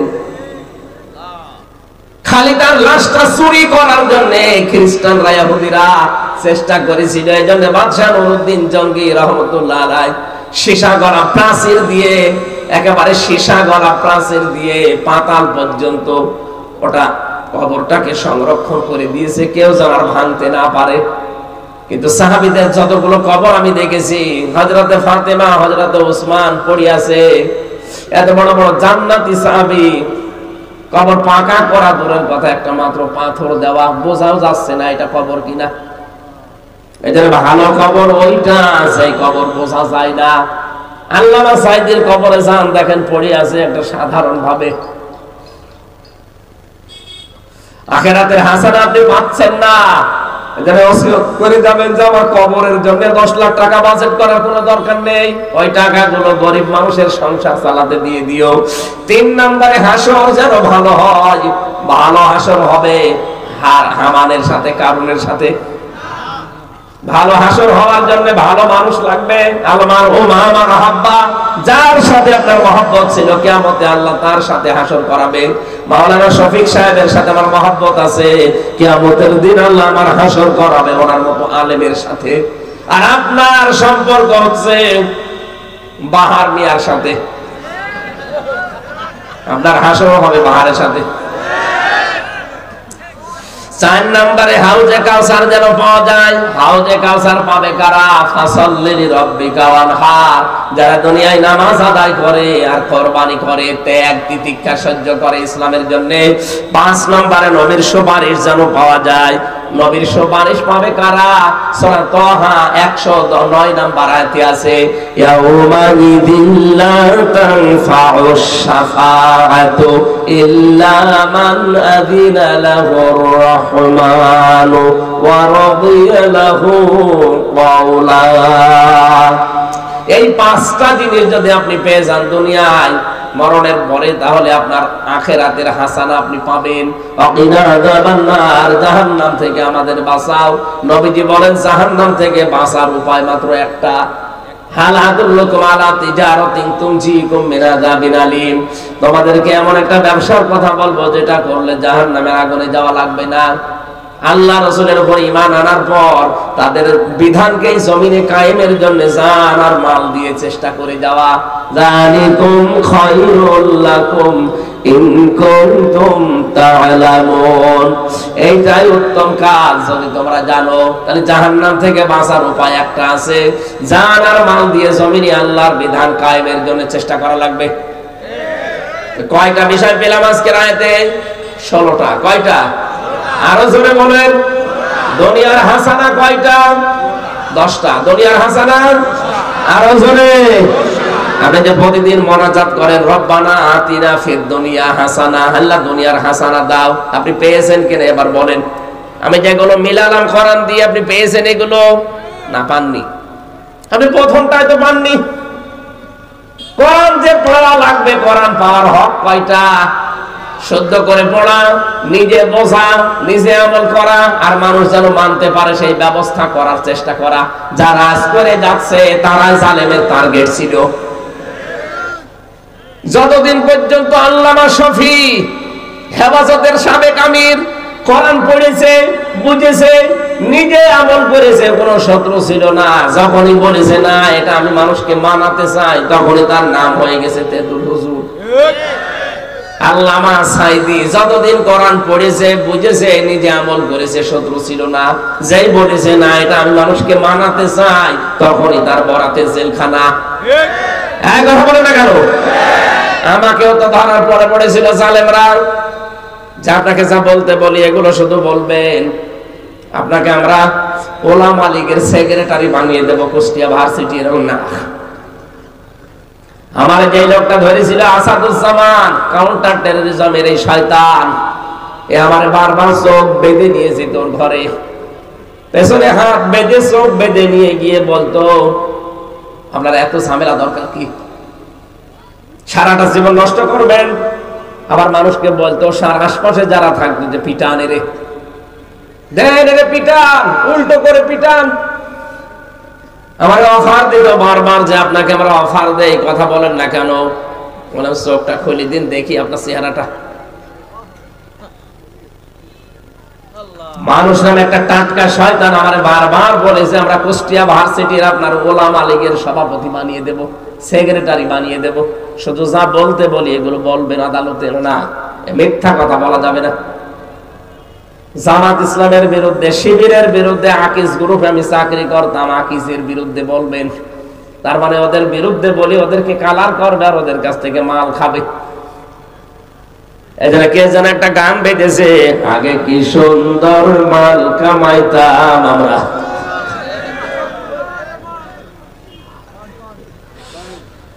আরে ভাই দুনিয়ার হাসানা চাই, আমরা শুধু দোয়া করে শেষ করে দিইনি, আমরা দুনিয়ার হাসানা চাই। এই কারণে তো মানুষকে মনে যেন কোরআন মানতে পারে সেই পরিবেশ দরকার না? পরিবেশ এখন আছে, তৈরি করা লাগবে 10টা। আর আখিরাতের হাসানা ওই 5টা। জাহান্নাম থেকে বাঁচতে হলে মাস্ট বি জমিনে দিন কায়েমের আন্দোলন আপনাকে করাই লাগবে। এই পৃথিবীতে দিন কায়েমের আন্দোলন করা ফরজ, বিরোধিতা করা কুফরি, আর চুপ থাকা মুনাফিকি। আল্লাহ আমাদের হেফাজত করুন। এই 16টা বিষয় যেন আমরা দুনিয়া আখিরাতে পাই। ইন্নাল মুলুকা ইযা দাখালু ক্বরিয়াতান আফসাদুহা ওয়া জাআলু আইজ্জাতা আহলিহা আদিল্লা ওয়া কাযালিকা ইয়াফআলুন। সূরা নম্বরের 34 নম্বর আয়াতের মাঝের অংশে আল্লাহ দিয়েছেন পৃথিবীতে যারা জালেম, যদিও এটা বিলকিস রানীর জীবন থেকে নেওয়া, তিনি বলেছিলেন এই কথা তার সভাসদ বর্গকে, কোন জালেম যদি ক্ষমতায় যায়, কোন এলাকায় যদি কোন জালেম প্রবেশ করে, তাহলে 2টা কাজ করে জালেমরা। এদিকে তাকা, কয়টা? 1 নম্বরে ওই এলাকায় ফাসাদ সৃষ্টি করে। এখানে কথা বলা যাবে না, একদম নিশ্চয়। আপনি দেখেন 5 তারিখের পর থেকে যাই হোক ছিল, এতদিন তো জালেমদের আন্ডারে ছিল। 5 তারিখের পর থেকে অনেকে ফাসাদ সৃষ্টি করা বন্ধ করেন। ফাসাদ কাকে বলে? যে জায়গাটা নির্মল আছে, নিশ্চুপ আছে, শান্ত আছে, সেই জায়গাটাকে অশান্ত করার জন্য যারা চেষ্টা চালায় তারাই ফাসাদকারী। ওয়াইদা ক্বিলা লাহুম লা তুফসিদু ফিল আরদ ক্বালু ইন্নামা নাহনু মুসলিহুন। আল্লাহ বলেন ওদেরকে যখন বলা হয় যে ফাসাদ সৃষ্টি করো না, বিশৃঙ্খলা করো না দুনিয়ায়, ওরা বলে আমরাই তো শান্তি স্থাপনকারী। এটা মুনাফিকদের কথা। কাদের? 5 তারিখের পর থেকে আমরা যারা দেখতে পাচ্ছি এই দেশে বিশৃঙ্খলা করার জন্য কত রকমের নিয়ম তৈরি হয়ে গেল। জালেমরা তো করেছে, এই পাশাপাশি মুনাফিকরাও চালাচ্ছে কাজ। শান্ত জায়গা অশান্ত করার জন্য। এতদিন যাই ছিল, হঠাৎ করে আপনি চাঁদাবাজি আরম্ভ করলেন কোন কারণে? এটা একটা বিশৃঙ্খলা না? স্বাভাবিক জীবন যাত্রা নষ্ট করে দেওয়া। এটা আজকে এক চাঁদাবাজকে পিটিয়ে আদা মারা করে ফেলিস। আমার মনে হয় এসব পিটিয়ে আদা মারা না, এ মেরে ফেলাই দরকার, কারণ এগুলো ফ্যাসাদ সৃষ্টি করছে। আমরা একটা শান্ত নির্মল জীবন চাচ্ছি। আমার কথার ওজন টের পাচ্ছে? আলহামদুলিল্লাহ। এই জন্য জালেমরা যদি ক্ষমতায় যাওয়ার আগেই ফাসাদ সৃষ্টি করে, ক্ষমতা পেলে কিন্তু ডবল করে আরম্ভ করবে। রানী বিলকিস এটা জানিয়েছিল তার সভাসদ বর্গদেরকে যে সুলাইমান নবী আসতেছে। ও মনে করেছে সুলাইমান নবী মনে হয় এরকম জালেম। জালেম যদি এলাকায় প্রবেশ করে, প্রথমেই তারা ফাসাদ সৃষ্টি করতে থাকে, একটার পর একটা। তাসবির দানা ছিঁড়ে দিলে যেভাবে পড়তে থাকে ওরা তাই করে, একটা শেষ হতে হতে আরেকটা আরম্ভ করে। 2 নম্বরে আজালু ইজ্জাত আহলিহা আদিল্লাহ, ওই দেশে যারা সম্মানিত মানুষ তাদেরকে তারা অসম্মান করে। আমরা এটা সেই 53.5 বছর ধরেই দেখছি। সম্মানিত মানুষদেরকে যারা ক্ষমতা চায় তারা আগে অপমান করার জন্য চেষ্টা চালায়। সর্বজন বিদিত এই দেশে, আলেমদের ভেতরেও সাধারণ মানুষের ভেতরেও। মাওলানা দেলাওয়ার হোসেন সাইদি রহমতুল্লাহ আলাইহি বলেন তো, এই লোকটাকে সবাই কম বেশি ভালোবাসে না? তারা করলেন কি? 13টা বছর তার জীবন থেকে নষ্ট করে দিলেন। যে ঘরটার ভেতরে থাকতো, আমার পাশের একটা দেওয়াল ছিল মাঝখানে, শুধু পাশের জেলখানায় উনি ছিল 1 নম্বরে, আমি ছিলাম 4 নাম্বার। কিভাবে রাখতেন তাকে? জালেমদের রাগ ছিল এত বেশি, কারণ ওদেরকে যা বলে দিত দাদারা, ওরা তাই করত। ওনাকে মেরেও ফেলা হয়েছে দাদাদের হুকুমে, ওনাকে মেরে ফেলা হয়েছে দাদাদের হুকুমে। এটা এখন প্রমাণ পাওয়া যাচ্ছে। এজন্য আমরা বলতে চাচ্ছি, কোন জালেম যদি সামনে এসে এই সমস্ত কাজগুলো করে, তখন আর দল মত দেখা যাবে না। প্রতিহত করার জন্য চেষ্টা চালাবেন, নয়তো আপনাদের জীবনে এরকম কোন পরিণতি নেমে আসবে, কিছু করার থাকবে না। রজব মাস চলছে, এটা বিশ্বনবীকে এই মাসে আল্লাহ নিজের গবেষণাগারে নিয়ে গিয়েছিলেন। 27টা বছর একাধারে নিজে হাতে কলমে তাকে শিখিয়েছেন, 14টা বিষয় শিখিয়েছিলেন। সামনে যেহেতু একটা কল্যাণময় রাষ্ট্র নবীকে দিয়ে গঠন করাবেন, একটা শান্ত নির্মল কল্যাণময় রাষ্ট্র তৈরি করতে কি কি কর্মসূচি হাতে নেওয়া লাগে, এগুলো আল্লাহ তাকে 27 বছর ধরে ধরে শিখিয়েছিলেন। আমরা এই দেশে যারা গবেষণা করি, যারা পিএইচডি করি, এমফিল করি, 2 বছর আর 5 বছর, খুব মিলে 7 বছর লাগে। গবেষণা করতে কয় বছর লাগে বলেন তো? মাত্র 7 বছর। একটা বিষয়ের উপরে আপনাকে ডক্টরেট ডিগ্রি দিয়ে দেবে। অথচ মুহাম্মদুর রাসূলুল্লাহকে আল্লাহ নিজে শিক্ষক হয়ে 27 বছর মাত্র 14টা জিনিস শিখিয়েছেন। যে 14টা কাজ যদি আপনি অ্যাপ্লাই করতে পারেন, ব্যক্তি, পরিবার, সমাজ এবং রাষ্ট্রের ভেতরে তারা যদি মেনে নেয়, আমি আল্লাহ গ্যারান্টি দিলাম ওটা কল্যাণময় রাষ্ট্র গঠন হয়ে যাবে। এখন যারা দায়িত্বে আছেন, ডক্টর মোহাম্মদ ইউনূস সহ, আমরা চাই আপনারাও কোরআনে কারীম পড়েন। সূরা বানী ইসরাঈলের 23 থেকে 38 এই 16টা আয়াতে 14টা বিষয় করা আছে। এগুলো আমাদের ব্যক্তি, পরিবার, সমাজ এবং রাষ্ট্র এবং আন্তর্জাতিক মহলে যতটুকু পারেন অ্যাপ্লাই করেন, তাহলে এই দেশটা দাঁড়িয়ে যাবে। যদিও জালেমরা বিশাল ঋণের বোঝা আমাদের দিয়ে গেছে। উনি যাওয়ার সময় যে 14টা ব্রিফকেস নিয়ে গেল, সব তো মাটি ভরা ছিল, কি ছিল? সবগুলো নিয়ে চলে গেছে। তারপরও আমরা দাঁড়িয়ে যাব, কারণ আমাদের এই দেশের মানব সম্পদ যারা আমরা আছি, মানুষ না, আমরা সম্পদে পরিণত হব ইনশাআল্লাহ। এদেশে এই কয়েকদিন আগে আমি যাচ্ছিলাম আপনাদের এই জেলার উপর দিয়ে, পাইলট আমারে বলছিল হেলিকপ্টারে যে এই যে বিশাল বিশাল জায়গাগুলো দেখতে পাচ্ছেন, যারা পালিয়ে গেল এরা যদি টাকা পয়সাগুলো বাইরের দেশে পাচার না করি, যদি এই দেশে কর্মসংস্থান তৈরি করে দিত, 36 লাখ যুবক এখন বেকার। কত? এই মানুষগুলোর কর্মসংস্থান তৈরি হয়ে গেলে এরা চুরি ডাকাতি ছিনতাই চাঁদাবাজি এগুলো করতো না। মানুষের পেটে যখন খাবার না থাকে তখনই ও থাবা দেয়। এরা তো টাকা সব পাচার করে হয় সাহেব পাড়া নয় বেগম পাড়া বাড়িয়েছে। আমার কুষ্টিয়ার মাহবুবুল আলম হানিফ, ওর জীবনে আজকে 21 মিনিট ধরে একটা ডকুমেন্টারি দেখলাম। কি করেছে লোকটা! 15 বছর আগেও মাছ বিক্রি করতো, আর 15 বছরে কত হাজার হাজার কোটি টাকার মালিক, শুধু হাসিনার বিয়ে হওয়ার কারণে।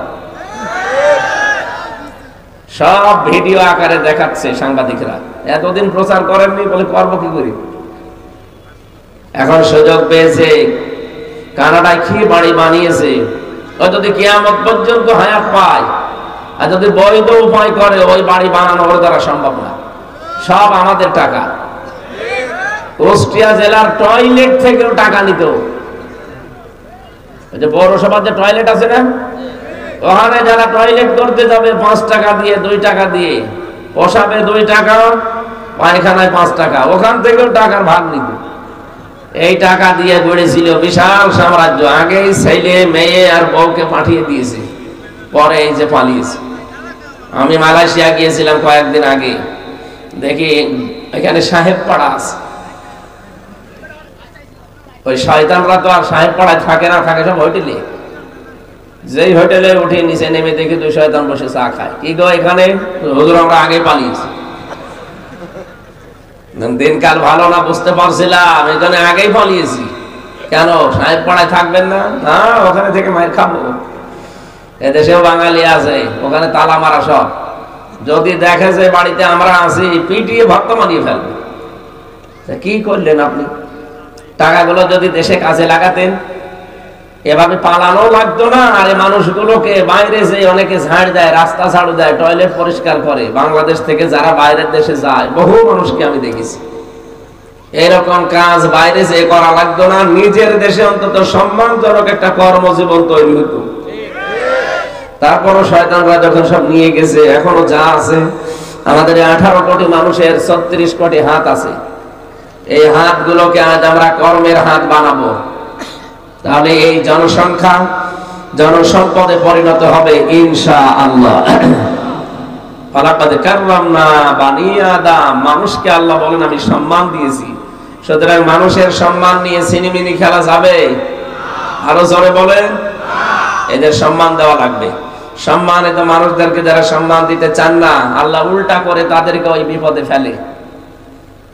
এই যে কুমিল্লা জেলা না এটা, এর পাশের জেলা চাঁদপুর, ওখানে আল্লাহর এক মহিলা ওলি ছিল, বলতো ফিটনেস বিহীন বিএনপি, লাইসেন্স বিহীন জামাত। কি দীপুমণি? আমি এই যে মামলার হাজিরা দিতে যাই, তো ওই আল্লাহর ওলির সাথে দেখা হয়। ও যা যা বলেছে ওই কথা আল্লাহ ওর উপরে এখন উল্টো করে ফেলিস। ওর এখন ফিটনেস নেই, লাইসেন্স নেই। চেহারার যা অবস্থা, ফিটনেস আছে শুকিয়ে গেছে, আর লাইসেন্স তো নেই। জালেমদেরকে আল্লাহ এত করেন পরিণতি দেবে ভাবতাম, কোরআনে পড়তাম, কিন্তু মনে হয়তো আরো দেরি হবে।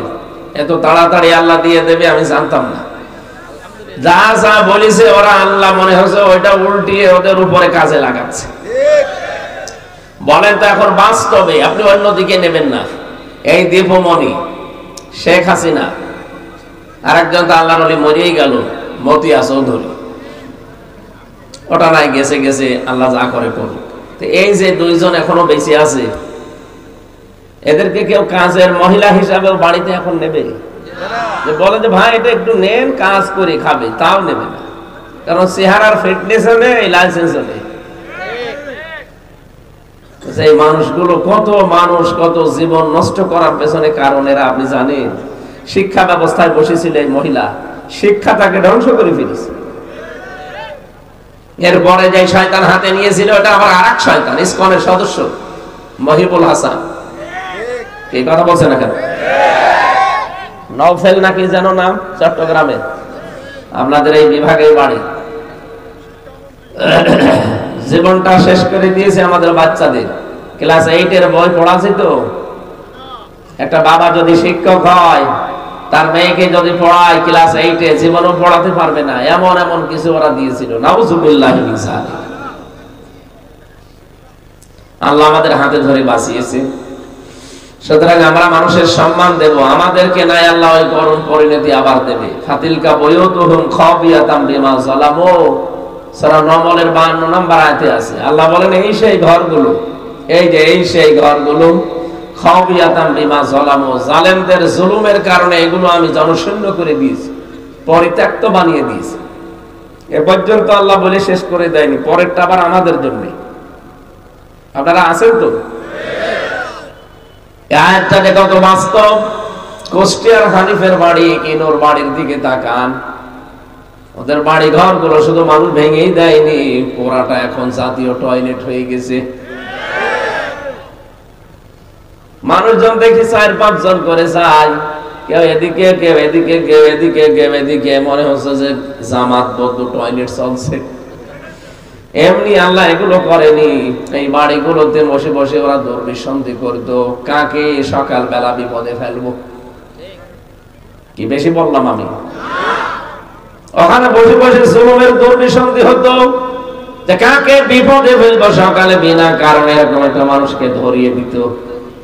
কিছু জানে না লোকটা, ঘরে ঘুমিয়ে আছে, ঘুম থেকে উঠে দেখছে থানার হাজতে। কি গো এখানে কি? বলছে তুই গাছ কেটেছিস। কখন? স্বপ্নে। এটা কুমিল্লা ছিল না?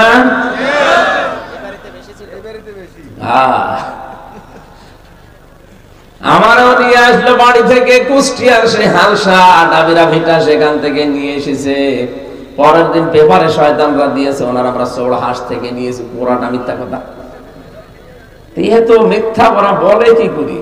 শয়তান মাঝে মাঝে আমার মনে হয় চিন্তা করতো যে আল্লাহ আমি এই দেশে থেকে করবো, আমার চাইতে বড় বড় শয়তান এখানে আছে, আমিও জীবনে এত মিথ্যা কথা বলি, আমি অন্য দেশে যাই।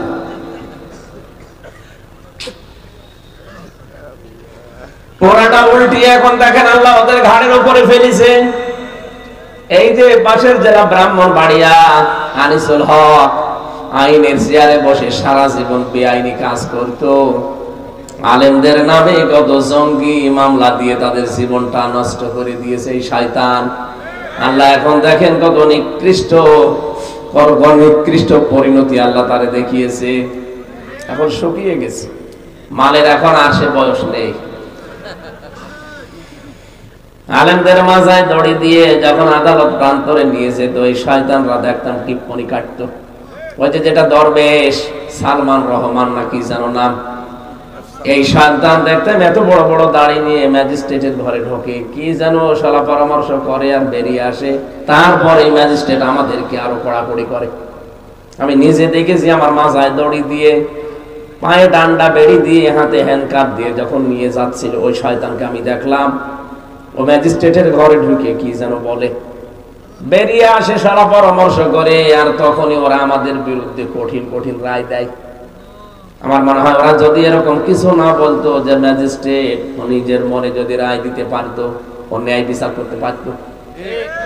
ওই একই ম্যাজিস্ট্রেট 5 তারিখের পরে আমার মামলা তুলেছি, শুধু মামলাটা হাতে নিয়ে বলছে কি দেখে রায় দেবো, এর ভেতরে তো কোনো মাল দেখি না, জান সব আমি খারিজ করে দিলাম। বলতে গেলাম একবার যে ম্যাজিস্ট্রেট সাহেব, এই মামলা তো 3 বছর আপনার কাছে ছিল, তখন তো বলেননি যে কোনো মাল নেই, হঠাৎ এখন বলছেন কোনো মাল নেই। এইটাই বলতো যে হুজুর আমার হাত বাঁধা ছিল, ওই যে দরবেশ আসতো, আনিসুল হক আসতো, এসে আমার হাত বেঁধে দিয়েছিল, আমার কিছু করার নেই। এখন আমার হাত খোলা আছে, এখন আমার ন্যায় বিচার করার শক্তি সামর্থ্য চলে এসেছে। এর প্রমাণ আমি নিজে জেলখানায় পেয়েছিলাম। যে ম্যাজিস্ট্রেট আমারে 164 নিয়েছিল বানিয়ে বানিয়ে, নিজে নিজে উল্টাপাল্টা লিখেছে দেশের বিরুদ্ধে, আকিস গ্রুপের বিরুদ্ধে, জামাত ইসলামের বিরুদ্ধে, শিবিরের বিরুদ্ধে লিখে আমারে সই করতে বলেছে। বললাম কি এটা? বলছে আপনি কালকে বেরিয়ে যান। অথচ ওর ভেতরে সব দেশ বিরোধী কথা ছিল। 13টা পয়েন্টে ওরা লিখে লিখে আমারে সই করে, আমি তো বুঝতাম না 164 কি, লিখে নিয়ে আমারে বলছে যান নিচে, আপনার মেয়েরা এসেছে কান্নাকাটি করছে, আপনার বাবা মা এসেছে, আপনি চলে যাবেন। ও যে এত বড় ধোঁকাবাজি করবে আমি তো টের পাই। পরে শুনলাম যে 164 ওইটা সব ওরা নিজেরা বানিয়ে লিখে আমার নামে চালিয়েছে, আমার সইটা নিয়ে। পরবর্তীতে জেলখানায় যেয়ে দেখি কয়েকদিন পরে ওই শয়তান ম্যাজিস্ট্রেট ধরতেছে, কি এখানে কি? হুজুর আমার বউ আমার যৌতুকের মামলা দিয়েছে। ঠিক করিস? বলছে আমার বরদোয়া দিয়ে না, এটা আমার কিছু করার না, উপর থেকে আমার স্বরাষ্ট্র মন্ত্রণালয় আইন মন্ত্রণালয় থেকে যা বলতো আমি তাই করতাম। তাহলে আপনি যাইনি শুনে একদম মানুষের জীবন নষ্ট করবেন? এই ছিল দেশের বিচার ব্যবস্থা। ওরা নিজেরা, আমি বাস্তবে তো টের পেয়েছি, নিজেরা এই কাজ করতো যে না আজকে কিছু করার নেই। অথচ ওই লোকটাই আগস্টের 5 তারিখের পরে রায় দিচ্ছে যে যান সব মামলা জামিন না খারিজ করে দিলাম। যে মামলা জামিনই হয় না 3 বছর, সেটা খারিজ হয় কি করে? তার মানে হাত বাঁধা ছিল, হাত খুলে গেছে। আমরা চাই এই দেশে 1628টা চেয়ার আছে, এই চেয়ার না, 1628টা চেয়ার আছে, প্রতিটি চেয়ারের হাত যেন এভাবে আবু সাইদের মতো খোলা থাকে। এটা চান না? তারা চান দেখি লিল্লাহি তাকবীর।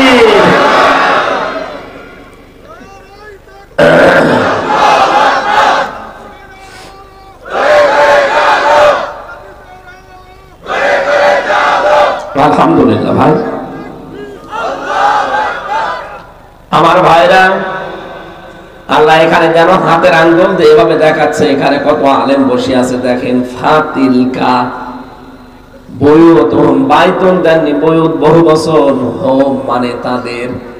আল্লাহ বলেন এই সেই ঘরগুলো খাবিয়াতান, আমি জনশূন্য করে দিয়েছি, বিমা যালামু, এদের জুলুমের কারণে। আমি হানিফের বাড়ি ইনোর বাড়ির কথা বললাম এই কারণে দুইটা আমি দেখেছি। বাকি সারা দেশের 630টা থানা কম বেশি জালেমদের বাড়ি ঘর আমি দেখতে যাই, একটু যে দেখি যে কিচ্ছু নেই, পায়খানার প্যান্ট পর্যন্ত খুলি নিয়ে চলে গেছি। আপনাদের এই জেলার এই যে লালমাই, লাকসাম, এখানে 2 জন পরপর মন্ত্রী ছিল, ওদের বাড়ি ঘর যে দেখেন, বাড়ি ঘর গুলো এখন জনশূন্য পরিত্যক্ত হয়ে গেছে। কত রাগ ছিল মানুষের বলেন তো? বাড়ি ঘরের ইট পর্যন্ত মানুষ যদি খুলি নিয়ে চলে যায়। আল্লাহ বলেন এটা করেছিলাম এই কারণে, কারণ যে জায়গায় জুলুম হয়, অত্যাচার হয়, ওই জায়গাটা অভিশপ্ত হয়ে যায়। কিন্তু দুঃখজনক হলেও সত্য, এই আজকে দেখলাম আয়না ঘরের দৃশ্যগুলো অনেকে এখন রং করে মুছে দিয়েছেন। ওখানে অনেক কয়েদি যারা 14 বছর, 12 বছর, 10 বছর গুম হয়েছিল আয়না ঘরে, তারা কত কিছু লিখে রেখেছিল, ওই কথাগুলো দেখলাম মুছে দিয়েছে। আজকে পেপারে ছবি বেরিয়েছে। কেন মুছে দিলেন? জালেমদের এই নিশানাগুলো মোছা ঠিক হয়নি, এগুলো দিয়ে বিচার করা দরকার। কত কঠিন বিষয়। মার বাবাকে এক রুমে আটকে রেখে, দুধের শিশুকে আর এক রুমে রেখে দুধ খেতে দেয়নি মায়ের এই মহিলা। আন্তর্জাতিক রিপোর্ট বের হয়েছে কালকে, যে ছেলে মেয়েকে দুধ পর্যন্ত খেতে দিত না বাচ্চাদের। মা বাবাকে ব্ল্যাকমেইল করে বলতো এটা বলা লাগবে, নয়তো আপনার ছেলে মেয়েকে দুধ খাওয়াতে পারবেন না। কত নিচে নেমেছিল মানুষ। আমি নিজে দেখেছি এই আঙ্গুলগুলো মানুষের নখ এত বড় বড় হয়ে যেত। এই নখগুলো দিয়ে তারা দেয়ালে শিয়ালে এইভাবে লিখে রাখতো ভাঙ্গা ভাঙ্গা অক্ষরে, যে ভাই যদি কেউ বাইরে যেতে পারেন এই নাম্বারটা জানাবেন যে আমি বেঁচে আছি। আজ 5 বছর, 7 বছর, 10 বছর পড়ে আছে, কেউ জানে না। এমন কেউ যে কোথায় আছে তাও জানে না। ভাঙা ভাঙা অক্ষরে দেখলাম লিখে রাখতো যে ভাই আমি যদি কেউ বাইরে যেতে পারেন আমার এই নাম্বারটা একটু জানিয়ে দেবেন, যে আমি আজ কয় বছর আছি জানি না, কিন্তু আমি বেঁচে আছি। আর মানুষ এখন এই জালেমের পক্ষে সাফাই গাইছে, কি করেছে, বউ পালিয়ে যাওয়া লাগবে। শয়তান তোমার সাথে তো হয়নি, আমি নিজে ভিকটিম, আমি টের পাই। আমার ওই কথাগুলো মনে উঠলে এখনো গা শিউরে ওঠে। 3টা বছর আমার ফাঁসির কন্ডেম সেলের ভেতরে 24 ঘন্টা তালা লাগানো, কারারক্ষে আমার জন্য 2টা বরাদ্দ ছিল, আবার সিসি ক্যামেরা দিয়ে রাখতো, আমার সাথে কেউ যেন কথা না বলে। কেন আপনি এগুলো করলেন? কি লাভ পেয়েছেন? এখন তো নিজে দেশে থাকতে পারলেন না, যা অবস্থা করে গেছে, মরণের আগে আর দেশে আসতে পারবে? মানুষ পিটিয়ে ভর্তা বানিয়ে ফেলবে। আর 5 মিনিট থাকার আহ্বান করছিলেন, যে আর 5 মিনিট আমি একটু বক্তব্য দেব, 5 মিনিট হলে একেবারে আমি ভর্তা হয়ে যেতেন। সেদিন যে মৌলভী বাজারে যাবার সময় হেলিকপ্টারের যে পাশে যে দরজা আছে, ওটা তো হুক সিস্টেম, আমি শুধু হাত দিয়েছি, পাইলট আমার বলছে ওখানে বেশি হাত দেবেন না, খুলে গেলে কিন্তু পড়ে যাবে।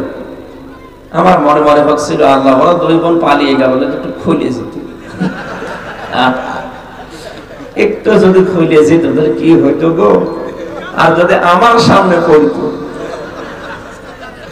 2 জন আমি একেবারে আল্লাহর ওলি বানিয়ে ফেলতাম। এর পরের অংশটা যেহেতু আমাদের জন্য, সেজন্য পরের অংশটা আমি বলছি। এবার আলেম যারা আছেন তারা ভালো করে খেয়াল করবেন। কোন সূরা বললাম যেন? সূরা নমল, 19 নাম্বার পারা, 20 নাম্বার পৃষ্ঠা, 7 নাম্বার লাইনের 52 নাম্বার আয়াত, শেষের অংশে পাবেন, ইন্না ফি যালিকা লায়াতাল লিকাওমিন ইয়ালামুন। রব্বুল আলামিন বলেন, অবশ্যই এর ভেতরে শিক্ষা আছে, যারা জ্ঞানী তাদের জন্য লামে তাকিদ আছে। এখানে কি শিক্ষা নেওয়ার? বড় শিকড় যদি আল্লাহ কেটে ফেলতে পারে, বলেন তো কত বড় গভীর শিকড় ছিল জালেমদের। কোনদিন ওরা ভেবেছে যে 41 সালের আগে ওদের কিছু হবে? ভাবেও নাই। ইউনিয়নের দারোয়ান থেকে শুরু করে সংসদ পর্যন্ত সব ওদের লোক সেট করা ছিল। তাও প্রতিটি স্তরে 8-10 জন করে ওদের লোক। আমি তো রিমান্ডে দেখেছি, সবই ওদের। মামলার আয়ু ওদের, ম্যাজিস্ট্রেট ওদের, পিপি ওদের, জজ ওদের, রায় দেবে ওদের, রিমান্ডে নেবে ওরা, সবই ওরা। আমাদের জন্য একটা উকিল নাম কাগজে দাঁড়ায় তো, তার কথা শুনলেও চলে, না শুনলেও চলে। এত বড় বিশাল শিকড় নিয়ে এগিয়ে যাচ্ছিল। আল্লাহ বলেন, ফাকুতিয়া দাবিরুল কওমিল্লাযিনা যালামু, জালেমদের শিকড় কাটা হয়ে গেছে। কেটেছে কে জানা নেই, মতিয়া মজুর এর ফাইল জানা নেই। সারা বাংলাদেশে জালেমদের এই বাড়ি ঘর প্রতিষ্ঠান, এদের অফিস আদালত যে সব মাটির সাথে মিশে গেল। কে করেছে আপনি একটা ধরেন যে এইটা লোক, না, ফাইল জানা নেই। হানিফের বাড়ি যে মাটির সাথে মিশে গেল, এত বড় বাড়ি, ওর ভাইয়ের বাড়ি 8 তলা 10 তলা, ওর বাড়ি 4 তলা। কে করেছে আজ পর্যন্ত কোনো খবর নেই, কারণ ফাইল জানা নেই। আল্লাহ বলেন ফাইল জানা নেই কারণে, কারণ পরবর্তীতে জালেমরা যে অ্যাকশন নেবে কি করে, কাউকে তো পাবে না। এই জন্য ফাইল আমি ঠিক রাখি নাই, কে ভেঙেছে কেউ জানে না। আমি যদি এত বড় শিকড় সব উল্টিয়ে ফেলতে পারি নাম না জানা অবস্থায়, আগামীতে যারা চেয়ারে বসবেন তারা যদি জালেম হয়, তাদের বাড়ি ঘর 5 বছর পরে শ্মশান হয়ে যাবে। এই জন্য হিসাব নিকাশ করে পথ আগাবেন। অনেকে তো পাগল হয়ে গেছে, এর পাচ্ছেন কিছু বাস্তবতা। তারেক জিয়া ওখান থেকে পাগল হয়ে গেল যে কি শুরু করেছে এরা, মনে হচ্ছে ক্ষমতায় আমরা চলে এসেছি। অত সহজ না, এদেশে ইসলামপন্থী সব এখন এক হয়ে যাচ্ছে। আমেরিকার একটা আন্তর্জাতিক রিপোর্ট পেয়েছেন আপনি, গোয়েন্দা সংস্থা, ওরা তো খ্রিস্টান, ওরা আন্দাজে রিপোর্ট বানায়নি। ওরা কি আমার মামাতো ভাই? ওরা রিপোর্ট দিচ্ছে কি, এই দেশে তৃতীয় এক শক্তি ইসলামপন্থী যারা, তাদের জাগরণ হচ্ছে, এরা সামনে রাষ্ট্র ক্ষমতায় বসতে যাচ্ছে। এমনি এমনি বলে নাই। আগস্টের 5 তারিখের আগে এই দেশে মাত্র 100 জনের 15 জন মানুষ চাইতো যে দেশে ইসলাম কায়েম হোক। এখন মানুষ 100 জনের 58 জন চাচ্ছে এই দেশে ইসলাম কায়েম হোক। এদেশে সব এখন এক হয়ে যাচ্ছে, এক করে দিচ্ছে কে? আল্লাহ। দেখেন সব এক হয়ে যাবে। অথচ কিছু মানুষ এই দৃশ্য দেখে তারা পাগল হয়ে গেছে, তাদের এখন আর কিছু করার নেই, তারা আন্দাজে মিথ্যা ছড়াচ্ছে। যে ফজু পাগলা একজন আছে এই কিশোরগঞ্জে, আগে ছাত্রলীগের সভাপতি ছিল, হাসিনা নমিনেশন দেয়নি, ওটা দল পাল্টিয়ে যোগ দিয়েছে আর এক দলে, ফজলুর রহমান, নাম হচ্ছে ফজু পাগলা।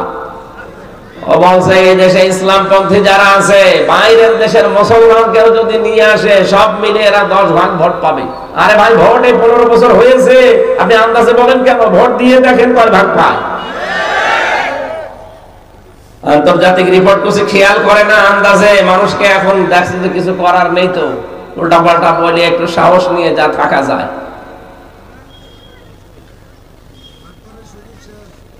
বাটপারের সময় শেষ। তারেক জিয়া তো জ্ঞানী মানুষ, বুঝে ফেলেছে, বারবার বলছে আপনারা থামেন, কি আরম্ভ করেছেন? এখন কিন্তু আর অত সহজ না। এদেশে আর কিছু না থাক, ইসলাম কিন্তু থাকবে। এখানে সব এখন ইসলামের জন্য এক হয়ে যাচ্ছে। জামাত ইসলাম, চরমনাই, হেফাজত ইসলাম, খেলাফত, সব কিছু যদি এক হয়ে যায়, এদেশে 100 জনের 58 জন না, 100 জনের 100 জন মানুষ দেখবেন ইসলাম চায়। অন্যান্য যারা আছে চিন্তা করবে আমার বাইরে থেকে করব কি? আমরা তো আল্লাহর বান্দা, দেখি না আল্লাহ কিভাবে আমাদের চালায়। 54 বছর তো দেখলাম বিভিন্ন জিনিসের চালানো, কিছু পাইনি। এখন আমরা শুধু দেখতে চাচ্ছি আল্লাহর কোরআন দিয়ে চললে কেমন লাগে। হিন্দু পর্যন্ত বলছে, গতকালকের রিপোর্ট, এক হিন্দু পুরোহিত ঠাকুর বরিশালে, সে জানিয়েছে যে ইসলাম যদি দেশে আসে আমরা সবচাইতে বেশি নিরাপদে থাকবো। কয়েকদিন আগে গাইবান্ধার এক হিন্দু ঠাকুরের কথা বলেছিল যে ইসলাম যদি দেশে আসে আমরা মায়ের কোলে থাকবো, কারণ পিরোজপুরের রিপোর্ট তারা পেয়েছে, আল্লামা সাইদি যতদিন তিনি এমপি ছিলেন, ওই দেশের হিন্দুরা মায়ের কোলে যেভাবে থাকে ওইভাবে ছিল। আমি বাংলাদেশে সবচেয়ে বেশি মাহফিল করতাম পিরোজপুরে, বাগেরহাটে, ওই লাইনে।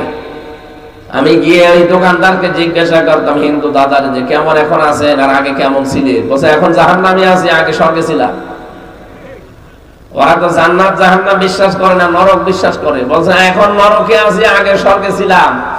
মাওলানার যে আচরণ, কত হিন্দু খ্রিস্টান বৌদ্ধ মুসলমান দেখতো না, সব তার কাছে সমান ছিল। সুবহানাল্লাহ বলতে পারেন না?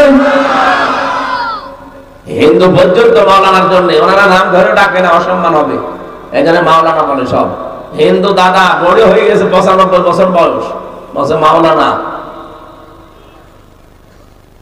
আমরা দেখতে পাচ্ছি যেহেতু আল্লাহ আমাদের দেখাবেন, সূরা কসসের 6 নম্বর আয়াতে আপনি পাবেন, অনুমাক্কিনা লাহুম ফিল আরদ, এই জমিনে আমি আল্লাহ শাসন ক্ষমতা এদেরকে দেব, কারণ এরা নির্যাতনের স্টিম রোলার এদের উপরে চলেছে। যদি এটা মুসা নবীর উপরে নাজিল হওয়া আয়াত, মুসা নবীর সংক্রান্ত নাজিল হওয়া আয়াত, এটা কিন্তু কিয়ামত পর্যন্ত থাকবে। অনুমাক্কিনা লাহুম ফিল আরদ, আমি জমিনে তাদেরকে শাসন ক্ষমতায় বসাবো। কেন বসাবো জানো? অনুরিয়া ফিরাউনা ও হামানা ও জুনুদাহুমা মিনহুম মা কানু ইয়াহজারুন, আমি ফেরাউন, হামান আর তার সৈন্যবাহিনীকে দেখাতে চাই, যাদেরকে তারা বেশি ভয় পেত তাদেরকে আমি জমিনে ক্ষমতা দিয়ে ওদেরকে দেখাবো। 53 বছরে একটা দলকে তারা সবচেয়ে বেশি ভয় পেত, এই জালেমরা। এক কথা বলেন না কেন? আল্লাহ যেন এখন হাতে করে তাদেরকে জমিনের শাসন ক্ষমতা দিয়ে দেখাতে চাচ্ছে। আর কোরআনের কথা 100 ভাগ সত্য হবে, আল্লাহ দেখাবে। আমরা ওই দেখার আশায় আছি, কথা বলেন। আল্লাহ যেন চর্মচোখে 56,000 বর্গ মাইল তার কালাম দিয়ে চলছে, এটা দেখে মরার তৌফিক দেন। আরো জোরে বলেন আমিন। এজন্য মানুষকে সম্মান দিয়া শিখতে হবে, যেহেতু সম্মানিত জাত আমরা, সম্মানিত সৃষ্টি আমরা। আল্লাহুম্মা আমিন। লা ইলাহা ইল্লা আনতা সুবহানাক ইন্নী কুনতু মিনাজ জালিমিন। ربنا آتنا في الدنيا حسنة وفي الآخرة حسنة وقنا عذاب النار رب العالمين। সৈয়দপুর, কুমিল্লা জেলার সৈয়দপুরের দিকে তুমি তাকাও, হাজার হাজার বান্দা বান্দি আমরা এখানে বসে বসে তোমার কোরআনের কথা শুনছিলাম। দুনিয়া এবং আখিরাতের জন্য যে কল্যাণ হাসানার কথা তুমি জানালে, কম বেশি আমরা অনেকে জেনে ফেলেছি। এই 16টা বিষয় তুমি আমাদের জীবনে দিয়ে দাও। 2 দিন ব্যাপী এই মাহফিলটা করার জন্য তোমার বান্দারা যে শ্রম দিল, ময়নাল মাস্টার আল্লাহ তাআলা যত যুবককে সাথে নিয়ে প্রবাসী যারা আছে এই এলাকার বহু মানুষ, এই প্রবাসীরা নিজেদের হালাল রুজি থেকে টাকা পয়সা পাঠিয়েছে, যত মানুষ কোরআনের জন্য চেষ্টা চালিয়েছে প্রত্যেকটি মানুষকে মঞ্জুর করে দাও। এলাকায় কবরে যারা ঘুমি আছে কবরগুলো জান্নাতুল ফেরদাউস বানিয়ে দাও। মাহফিলের সভাপতি একজন আলেম মানুষ মাওলানা আব্দুল জব্বারকে কবুল করো।